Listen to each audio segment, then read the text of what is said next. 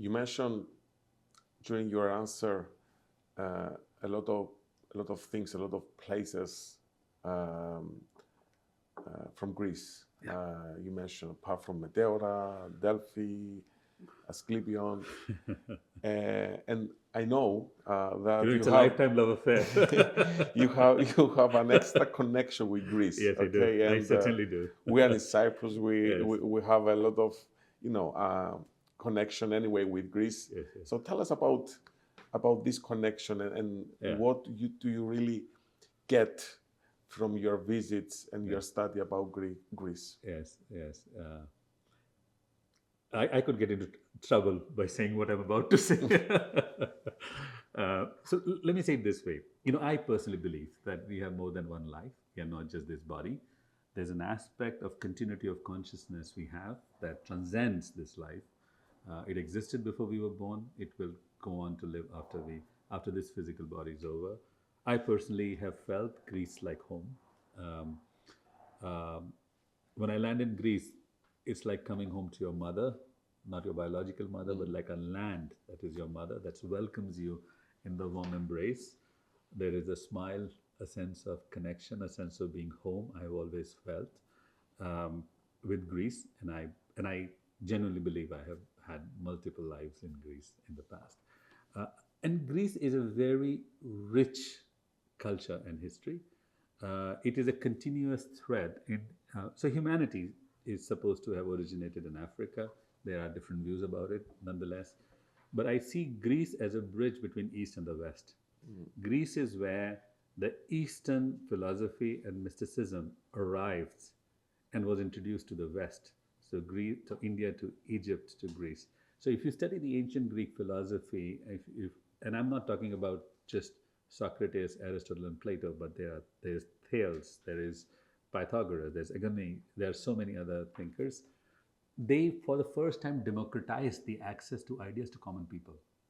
So they took the ideas about human life, what constitutes a good life, what constitutes meaning, what constitutes connection with the universe, what constitutes the nature of matter, and they introduced to ordinary people. So the idea of a common person being engaging in philosophia, Yeah. the love of knowledge, that was really born in. So in the Asian systems, you have the elite class that understands spirituality and philosophy and religion, and the commoners were not as engaged, except as religious practice. Greece really democratized that access.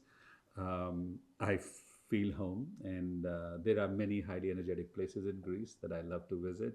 And it's not, it's so many other places I can talk about in Greece. So yeah, Yeah. when I land in Greece, I feel like it's so good to be back home. Wow. That is literally my Yeah. feeling. For all of us listening to these feelings and this experience from someone who is not Greek, definitely it has a lot more meaning for us, and I'm very glad. I have my favorite T-shirt that I buy from Plaka all the time. It says, "Philosophy." It says, "Philosophy, science, culture, history, Greece." So I don't know how many copies of the T-shirt I have. So it's almost like everything I love about life in general, and good food and good friends. For me, that Yes. equates to Greece. Yes. Um, so now I understand a lot more about this journey that you're sharing with us, both the personal, the academic, the spiritual, and I understand that you see this value out of all this applying in your business career as well. So excuse me if I go back to more, let's say, mainstream business Of things, course. but I know that you are a successful entrepreneur and you built a lot of companies in many countries. Actually, I don't remember how many countries you visited so far in your life. Visited as a visitor? Yes. I think now I am at 94. Yeah. 94. Yes, Okay. yes, Yeah. 94 countries. Okay. I'm not near to this number. So, I have a friend that has been to. We both know yeah. has been to 109. Wow. Yeah. Yes. I mean, that's the point of modern life, I would Yeah. say, because of things that we experience, especially in business. The more you travel, the more you learn, the better you can adjust yourself in these areas. So come back to this to your business career. Um, Tell us a bit about your interest in building these businesses, and what is your driving force, let's say, each time that you decide to start a new business venture or a business initiative. It's a great question, Harris. It really is. I fundamentally believe that every entrepreneur essentially is a philosopher, where they see a problem, they have an idea, a philosophy about how they can solve that problem, and a business is a side effect of it. And as I have gotten older, or I have had more experience, the nature of problems that inspire me has shifted, and that has shifted also my what I do in my entrepreneurial career. At the start of it, I really believed technology had the capacity to transform people's lives, and so early part of my career was all focused on technology, where it was about how can we democratize access of technology to people, how can we create solutions and products that will transform experience of people. So we built CRM solutions that were more than 22 countries that company went to before I exited it. And in another venture, I worked on open source technology, which was more to do with creating freedom of choice, that you don't have to choose like proprietary siloed technology, but give people the choice, right? So it's always been about how do we bring choice back to the people? How do we empower them more and more, whether it's through product solutions or frameworks. That was my mostly, and my last company that I exited was in the area of using the power of technology to transform the future of business, the whole digital transformation piece. And I think the central theme was, how do we leverage technology as a transformation agent in how people live their lives? And there were many different touch points of it, and I had a very good career. But you see, for most of my life, I had a spiritual or non-profit angle. So I was continuously involved with health-based nonprofits, democratizing the access, working with nonprofit in India, in South Africa, working with HIV, cancer, sickle cell anemia, and business to generate the capacity to develop the resources that I could then use for nonprofit. So it was like that. At some point, I realized that this is inside the box thinking, that I have to make money to be able to invest it in my nonprofit causes that are really passionate, or my spiritual pursuits, etc. And I said, what might it be like to create a paradigm of a conscious business where you have a world problem that you're solving, addressing the same issues of health, meaning and purpose, quality of life, but creating a wrapper around it that it can create value.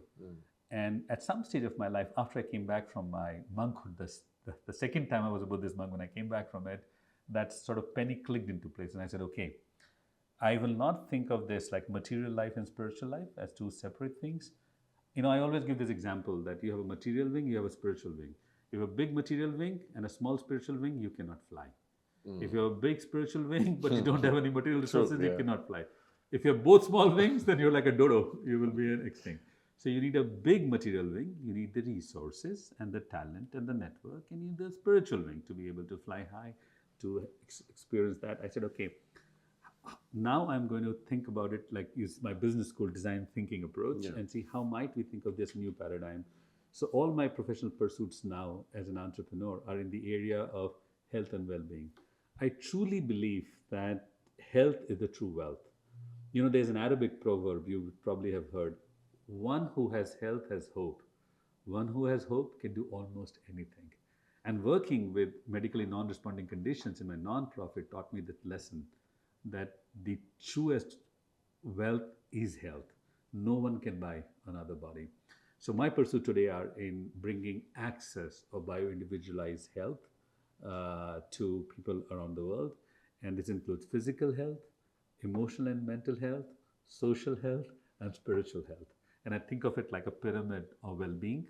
To have the greatest life possible, You need to have a physical body that is resilient and strong. You need to have balanced emotions. You need to have clarity of mind. You need to live in a community which lets you express yourself. You need to have a sense of meaning and purpose, and eventually some connection with the macrocosm that allows you to finally say, life is good. So, my companies, whether it's SoulSpring, which creates Swiss biological medicine based clinics, resorts, and living communities, or I Am, which works in the area of emotional and mental well being in the workplace, or Vegamet, which works in the area of medical technology, or CMI, which is where we take people on a nourishing spiritual journeys to find a sense of meaning and purpose and connection with the macrocosm, are all oriented about my the filter I use is to choose what I do with my time in my professional career is what can I do that will make the greatest impact to the largest number of people and last the longest period of time. That's the filter. And what can I do that's not about me? That's not what I want to do, but what needs to be done. Yeah. What is a purpose, if realized, will make a legacy of impact long after I'm gone. It doesn't matter people know or not know what I do. That's not the important part. The important part is the continuity of impact. Yeah. And that is what drives my passion today. Is about creating institutions that can help people unfold the most wholesome life. And health is at the center of all of it. Yeah. That's what drives my passion today. Thank you very much, Leo, for the for such for sharing this answer and these objectives and the driving force. I like what you said before about human beings. Nobody can buy another body. Yes. Right? Nobody can. You can interview billionaires, and I would be happy to change my mind if you find a billionaire that tells you that I can buy another body. This is the only body we have. This is the temple of our consciousness through which we experience all of life. But this is so obvious, so simple, but still hard for many people to realize and understand definitely. this. You can ask any smoker; they will tell you. Yeah. So I think that because I know you are working a lot the last 5 years at least, building up Minerva Group, Yes. a company that is based in Houston, but it has already presence in Mexico and US, of course, and now in Europe. Yes. And let us know, please, if what you have just said about your priorities and this driving force about well-being and longevity, how all these fit into Minerva Group business plans and what exactly you try to communicate to not only prospective clients but also to your investors and associates while you build this venture. Absolutely. I'm glad you asked that question, Harris. So in Minerva Group, we say that we focus on what truly matters in life. And I'm going to massacre the French, but let me try. The raison d'etre of our existence is to build a new paradigm of holistic well-being for all of humanity. I believe health is a human right. Now, you use the word longevity. The longevity word is misinterpreted as wanting to not die. I believe this addiction with not dying is pathological. The key word here is what's the quality of life you have for whatever years you're given. Let's say you live to 120, but you do not have your mind compos mentis anymore. You do not remember who you are. You do not recognize your loved ones. You can't get out of your bed. Do you really want that life? Probably not. So it's about extending health span, not lifespan. Like, how do you age gracefully? How do you have the best quality of life as you get to your senior years? So that's really the vision that we have of having physical vitality, high quality of emotions and mental clarity and sense of meaning and purpose. So we create technologies that essentially help with preventive diagnostics and regenerative therapies. We create clinics in SoulSpring, which if you're not sick and you don't want to get sick, you can come to us. Traditional healthcare industry is sick care. You only go to the doctor when you're sick, but you can come to our clinics and say, hey, I want to have the best quality of life possible. So I can invest in preventive healthcare, make micro deposits. So I retire with a big corpus of health. Or if you have chronic health conditions and you don't want lifelong drug dependency and side effects, you can come to us for holistic solution and regenerative medicine. These are all board certified, doctor led clinics at the cutting edge of medicine, what we use. Or you want healthy aging. You want to add more years of your life, but with the best quality of life possible. Then that's Soul Spring for us, Soul Spring Sanctuary and Oasis. And then we have I Am, which works in the area of emotional and mental well-being, right? And especially in the workplace context, because the silent epidemics of stress and loneliness are really creating so much health conditions. Depression is basically loneliness and lack of purpose syndrome. So we work with that, creating workplace well-being that you can nurture yourself in the workplace. We spend longer hours sometimes at work, waking hours at work, then we spend waking hours at home. So 1/3 of our life is spent at workplace. So how do we create a workplace which respects and nurtures people's well-being? That's really the mission in I Am, and so we have digital platform for it, and finally is the CMI, where we help you explore a deep sense of meaning and purpose. By the way, let me say this to sum up. CMI stands for Consciousness Mentoring Institute. Okay. It is a learning platform for self-growth. Let me say this to sum up. The quality of life you have, or how fulfilled you feel, is related with how clarity you have in the answers of who am I, why am I here, what is my purpose, and what's going to be my legacy. So in CMI, we work on giving you tools so you can live a life powerfully and live a life you love. So when you have this, so each of the institution addresses one level of well-being, and it's truly our vision that by 2035, we will be impacting 1 million lives globally. Wish you all the best. Thank you. In this business venture initiative. I keep that Minerva is about revisiting the term healthcare compared to sick care that we actually have for so many years. So it was a pleasure, Leo. Thank you, Harris. It was an absolute joy talking to you. Thank you very much. Thank you for the opportunity, and good luck. Thank you very much. Thank you.